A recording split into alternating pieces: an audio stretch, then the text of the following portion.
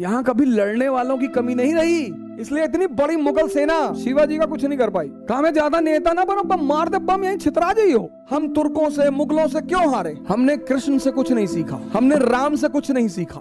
आदर्शवाद दुर्योधन जैसे लोगों के सामने नहीं लगाया जा सकता। कौन कहता है मारते घूमो सबको? लेकिन युद्ध सीखने के लिए किसने मना किया?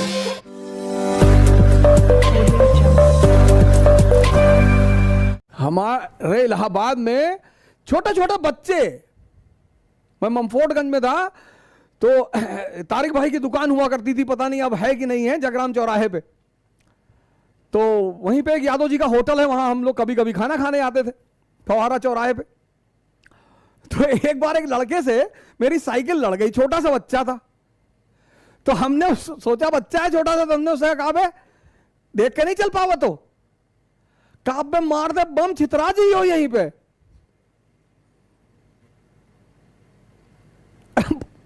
कक्षा 2-3 में रहा होगा, एकदम तंग के पलट के खड़ा हो गया।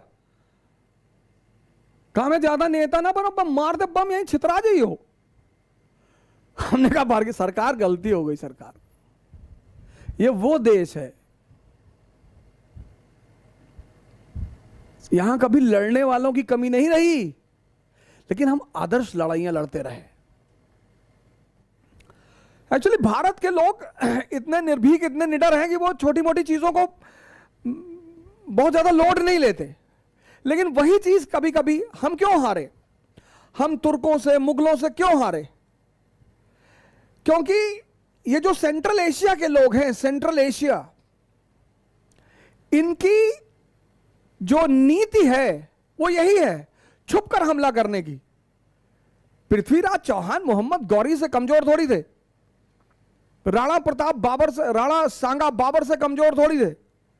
लेकिन सेंट्रल एशिया, फिर मैं कह रहा हूं सेंट्रल एशिया, मध्य एशिया, मध्य एशिया की जो नीतियां हैं, मध्य एशिया का जो समाज है, वहां यही प्रचलन है।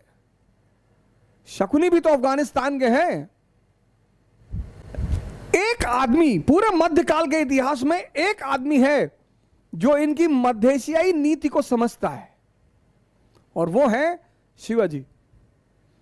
इसलिए इतनी बड़ी मुगल सेना शिवाजी का कुछ नहीं कर पाई, क्योंकि वो उसी भाषा में जवाब दे रहे थे जिसको ये समझते हैं। इस देश की जो रीति है, इस देश की जो रीति है, रीति राजपूती रीति, भारत की जो रीति है, किसी का हथियार गिर गई, हमने उस पर हथियार नहीं चलाया। यह इस देश की महानता है, यह इस देश की महानता है। लेकिन आदर्शवाद सिर्फ उस आदमी के सामने काम आता है जो आपके बराबर का आदर्शवादी है। आदर्शवाद दुर्योधन के सामने नहीं लगाया जा सकता। आदर्शवाद दुर्योधन जैसे लोगों के सामने नहीं लगाया जा सकता। आपका झगड़ा है भीम से, आपका झगड़ा है युधिष्ठिर से, आप उनसे लड़िए। आपके घर की स्त्री आपके घर की स्त्री, आपके घर की, और आप उसकी साड़ी उतार रहे हैं। सिर्फ यही एक मुद्दा काफी है दुर्योधन और उसके साथ खड़े हुए लोगों को किसी भी तरह से मारे जाने को सपोर्ट करना। बस यही एक आधार काफी है। तुम इतने बदतमीज हो। हमने कृष्ण से कुछ नहीं सीखा, हमने राम से कुछ नहीं सीखा। राम कौन सा पिस्टल लेके सबको मारते घूम रहे हैं, हाथ जोड़ रहे हैं समंदर को।